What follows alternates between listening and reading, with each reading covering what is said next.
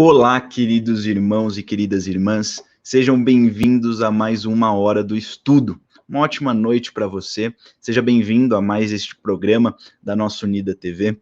É um enorme prazer estarmos mais uma vez aqui junto, com a graça de Deus, sustentados pelo nosso Senhor. Como você sabe, é comum, para nós aqui, estarmos reunidos às quartas-feiras para aprendermos acerca da confissão de fé. Se você está chegando agora e se perdeu aí em algum momento, não sabe o que está acontecendo, em nosso canal, você acessa aí o canal do nosso YouTube, procure a playlist A Hora do Estudo, e se você perdeu algum estudo ou não acompanhou nenhum até aqui, chegou hoje, procure lá. Olhe lá, temos todos os capítulos que abordamos até aqui, temos a introdução da nossa hora do estudo, temos todos os momentos em que compartilhamos acerca da palavra e também da confissão de fé. Então, este é a minha introdução, seja muito bem-vindo, você que chega aqui, você que já é de casa e já participa da nossa programação, muito bom ter você aqui sempre conosco. Então, semana passada, nós tivemos a parte de número 1 do capítulo de número 10 da nossa confissão. Hoje é o nosso 16º estudo acerca da confissão. Já vimos 9 capítulos ao total. Hoje nós encerraremos o 9º capítulo e chegaremos e avançaremos para o 10º na semana que vem, se Deus assim nos permitir. E o capítulo que estamos estudando agora, o capítulo que estamos para finalizar, é o capítulo de número 9, que fala acerca do livre-arbítrio. Confissão de Fé de Westminster, como você bem sabe, é um símbolo de fé, é algo que a Igreja Presbiteriana do Brasil adota para estudar, para basear-se acerca da sistematização de assuntos da Bíblia. Então eu estou dizendo isso, eu sempre falo sobre isso, mas você que chegou aqui agora para estar ciente do que se trata a confissão de fé, é isso, é acerca dessa sistematização de assuntos bíblicos, a confissão de fé faz isso. Então, sem mais delongas, capítulo de número 9, acerca do livre-arbítrio. Se você não viu o nosso primeiro estudo, volte aí, a primeira parte é muito importante, porque eu falo acerca de algumas coisas, de algumas questões acerca daquilo que é pensado de maneira errada sobre o livre-arbítrio. Pessoas não acabam entendendo o que é o livre-arbítrio, acabam se confundindo, achando que é uma outra coisa, mas na verdade não é isso. Por isso nós precisamos estar cientes do que é verdadeiramente o livre-arbítrio. Semana passada nós vimos 3 pontos e hoje nós veremos 2 pontos, o ponto de número 4 e o ponto de número 5, que são os pontos restantes deste capítulo. Então, sem mais delongas, o ponto de número 4 nos diz o seguinte: quando Deus converte um pecador e o transfere para o estado da graça, ele o liberta da sua natural escravidão ao pecado. O homem, naturalmente, é escravo do pecado. Nós sabemos isso não apenas por causa do capítulo do livre-arbítrio, mas acerca do pacto de Deus com o homem e também do capítulo que fala da queda do homem. Então, esses 2 capítulos são principais bases para o capítulo do livre-arbítrio. Nós sabemos que o homem natural ele está escravo do pecado por causa de Adão e Eva lá no Éden, que eram os nossos representantes. E somente pela sua graça o habilita a querer e fazer com toda liberdade o que é espiritualmente bom. Ou seja, o homem não pode fazer o que é bom por sua própria vontade. É pela graça de Deus que o habilita a querer e a fazer aquilo que é bom. Não por causa de si, mas por causa da graça do nosso Deus. Mas isso de tal modo que, por causa da corrupção ainda nele existente, o pecador não faz o bem perfeitamente, nem deseja somente o que é bom, mas também o que é mal. Olha isto aqui porque é muito importante. Por então estarmos em um mundo em que a perfeição ainda não será alcançada, por causa da corrupção que há aqui, que há no homem, que há nesta terra, o pecador não faz o bem perfeitamente. Mesmo quando fazemos o bem, este bem não é perfeito. Mesmo quando fazemos o bem para o nosso próximo, este não é um bem perfeito. E se o fazemos, fazemos por graça. Não fazemos por mérito ou por algo que nós queremos fazer, mas fazemos por aquilo que Deus nos capacita a fazermos. Mas isso não é perfeito. E ele não só deseja o bem, mesmo capacitado por Deus, mesmo pela habilidade que ele recebe da graça de Deus, ele não faz somente ou deseja somente o que é bom, ele deseja também o que é mal.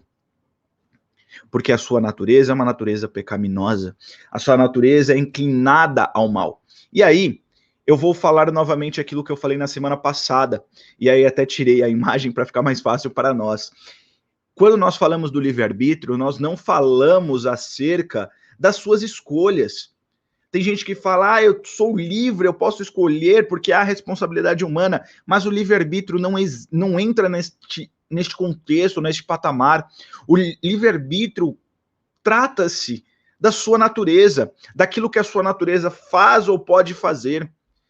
Você não pode acordar um dia simplesmente, ou todos os dias da sua vida, e falar, eu não vou pecar. Isso não tem como, isso não existe. Você tem uma natureza corrupta, uma natureza pecaminosa, uma natureza que necessita de alguém perfeito, que obedeceu perfeitamente às ordens e à lei do Senhor. Para ser salvo, você precisa de Cristo para ser salvo, porque por si você não consegue. Você não consegue acordar todos os dias de sua vida e olhar para as coisas e agir perfeitamente bem. O ponto que nós lemos fala sobre isso. O pecador não faz o bem perfeitamente, nem deseja somente o que é bom. Você não deseja somente o que é bom, você deseja também o que é mal. Por isso que você precisa de um representante perfeito, que é Jesus Cristo. O livre-arbítrio é acerca da sua natureza. Você pode agir contrário à sua natureza? Certamente você vai responder que não. E é certo, você não pode agir contrário à sua natureza. Por isso que o homem hoje não tem o livre-arbítrio. Ele não pode agir contrário à sua natureza pecaminosa. E quando Deus habita nele, por graça, ele age de maneira boa. Por graça, ele age contrário à sua natureza pecaminosa. Por graça, por Deus, pelo agir do Espírito Santo, ele age contrário à sua natureza pecaminosa, mas ela ainda existe e existirá até o seu último dia de vida nesta terra. E somente na glória ele será perfeito. Nós veremos isso no ponto 5, ele falará isso no ponto 5. Acerca desta perfeição, deste ser perfeito.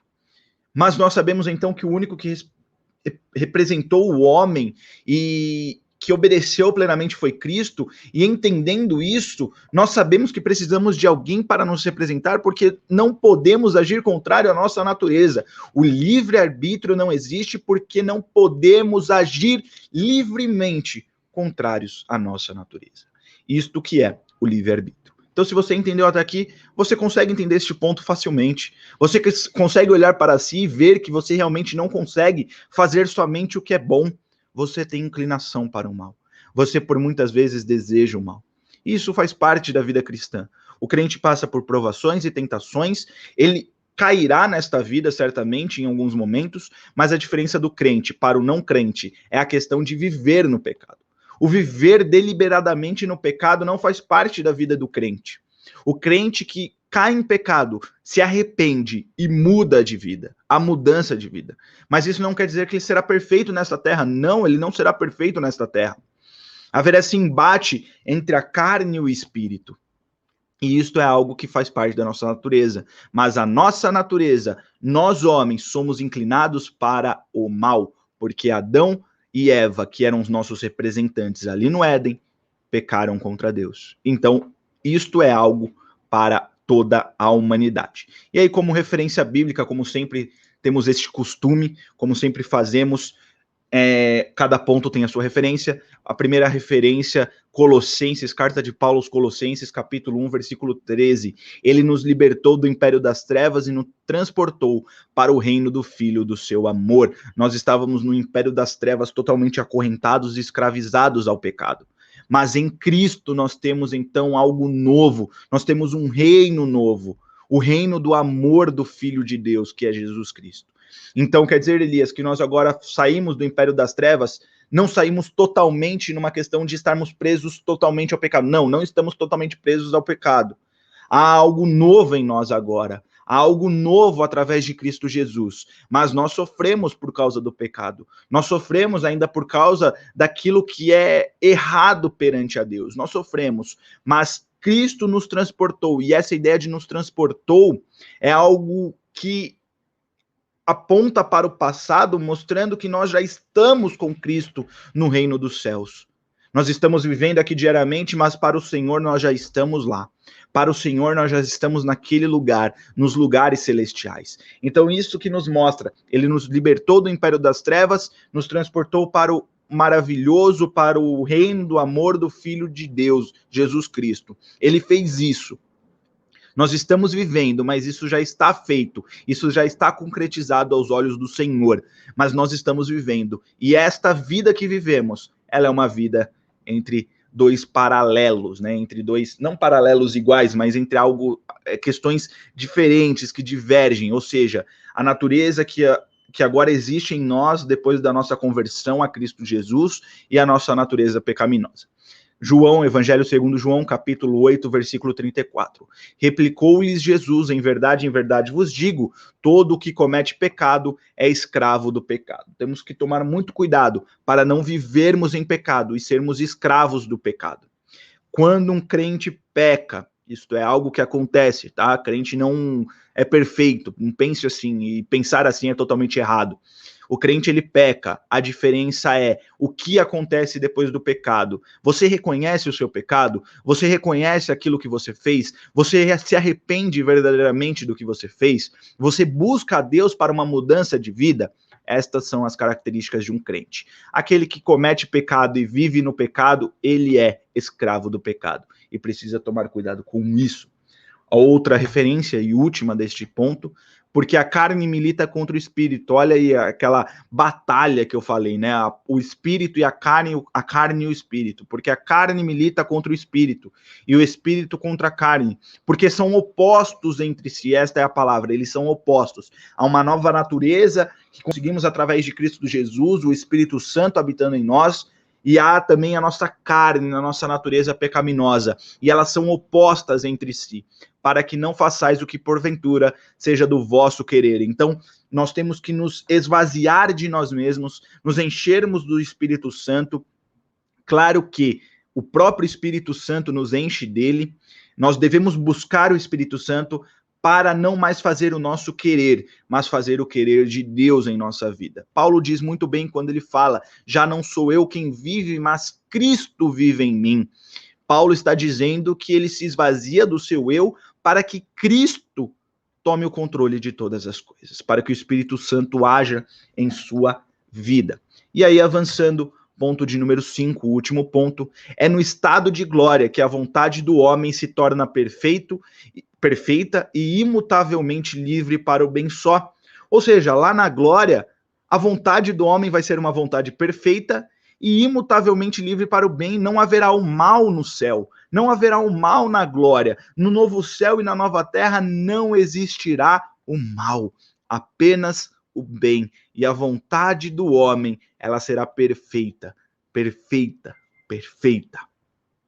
Ela será livre e perfeita.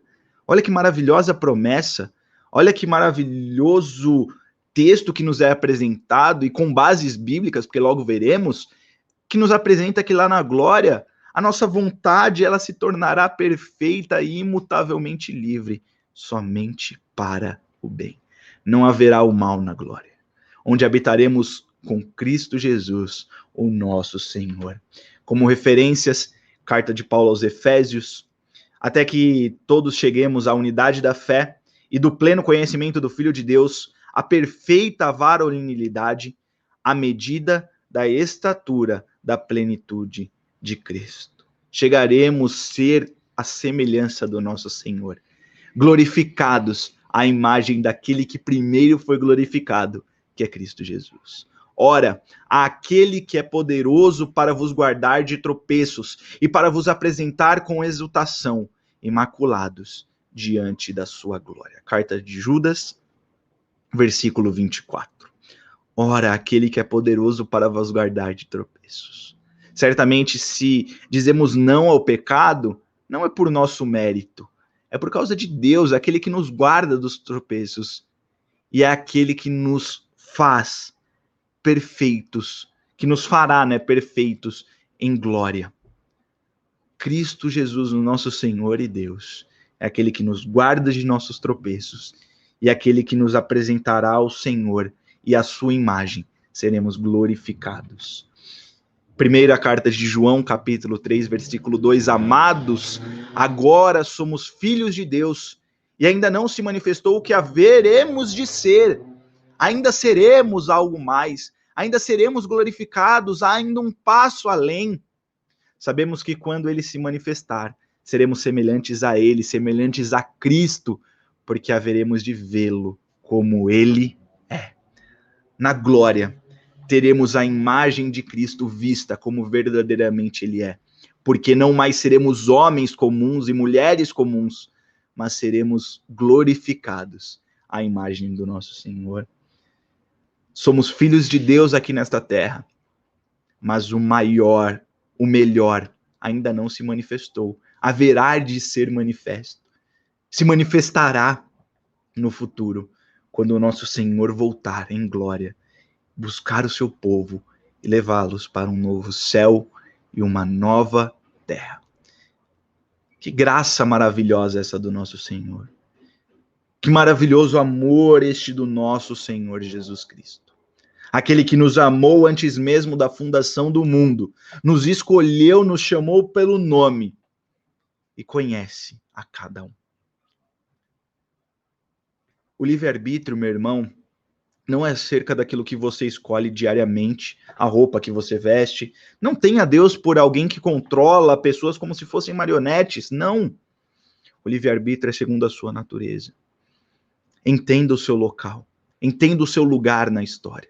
Entenda o seu lugar no mundo. Entenda quem você é verdadeiramente. Davi diz que em pecado ele foi concebido. Em pecado me concebeu a minha mãe. Ele nasceu em pecado. Ele precisava de alguém para o salvar. Ele confiava e tinha sua fé posta em Deus, o seu refúgio, a sua fortaleza, a sua segurança. E pela fé, Davi foi salvo. Nós também. Pela fé somos salvos quando olhamos para Cristo e reconhecemos Ele ser o nosso Senhor e Salvador. Porque em nós não há nada de bom. Porque em nós não há nada de agradável a Deus. Mas pela graça fazemos o bem. Não um bem perfeito, porque vivemos neste mundo ainda. Mas lá na glória, seremos ressuscitados, glorificados à imagem do nosso Senhor.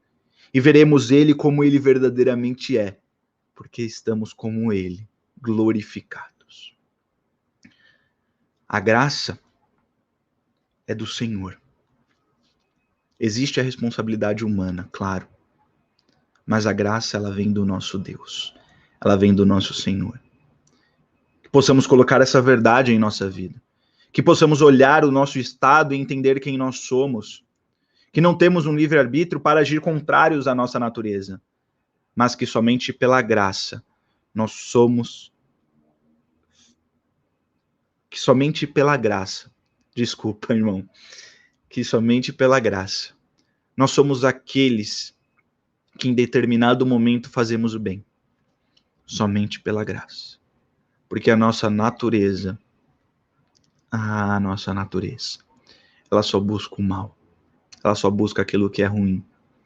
Mas a graça de Deus é quem nos fortalece. A graça de Deus é quem nos chama. É quem nos convida a ver Cristo como Salvador. É a graça que nos chama. É a graça que nos sustenta. É o Senhor quem nos sustenta. Pense nisso. Lembre-se o que é verdadeiramente o livre-arbítrio. Espero que você tenha entendido com esses 5 pontos o que é o livre-arbítrio, verdadeiramente. Que não é apenas uma questão de escolher ou agir, mas é uma questão natureza. É uma questão daquilo que está dentro de nós, humanos. E é isso. Eu acho que por hoje é só. O nosso capítulo de número 9 encerra-se por aqui. Foi bem curto, 2 pontos apenas hoje. Mas a principal questão é, agora você entende o que é o livre-arbítrio? Agora você entende o que é verdadeiramente o livre-arbítrio? Você entende quem você é e qual natureza existe em você? E qual natureza adentra você a partir do momento em que Cristo torna o seu Senhor e Salvador? Você entende acerca desta oposição entre carne e espírito, entre essa dupla natureza que há em você, entre essa batalha que há dentro do seu ser? Você entende que por graça é que você caminha diariamente? Você entende que deve se esvaziar de você mesmo e viver Cristo, encher-se do Espírito Santo de Deus diariamente? Espero que você tenha entendido bem tudo aqui. Se você tem alguma dúvida, não fique com vergonha, não fique preocupado, procure a gente. Estamos aqui para responder, para ajudar, para cuidar um dos outros, para ensinarmos uns aos outros, andarmos juntos nessa caminhada. Então, se você tem alguma dúvida, por favor, não hesite. Não tenha nenhum momento de pensar, eu não vou fazer porque eu estou com vergonha. Não. Escreva aí no chat do nosso YouTube, escreva no particular na nossa página, escreva também no Instagram da Unida IPB, nós estaremos ali para responder. E que a Unida TV glorifique a Deus em primeiro lugar e edifique a amada igreja que tem assistido a nossa programação. Semana que vem estaremos de volta, se Deus assim nos permitir, para mais um momento de aprendizado da palavra de Deus. Iniciaremos o capítulo de número 10, acerca da vocação eficaz. E você vai falar assim, Elias, o que é vocação eficaz? Volta semana que vem, você vai aprender, a gente vai falar. Não vou dar spoiler agora, não falarei sobre isso agora, mas volte semana que vem para aprender acerca da vocação eficaz. Que Deus te abençoe, te dê uma ótima noite de descanso, um ótimo restante de semana, e que Deus seja glorificado através de sua vida, e que você entenda quem você é, e que você precisa do Senhor Jesus Cristo, para te salvar, para ser Senhor, para ser fortaleza e refúgio da sua vida. Que Deus te abençoe, e até a semana que vem, se Deus assim nos permitir.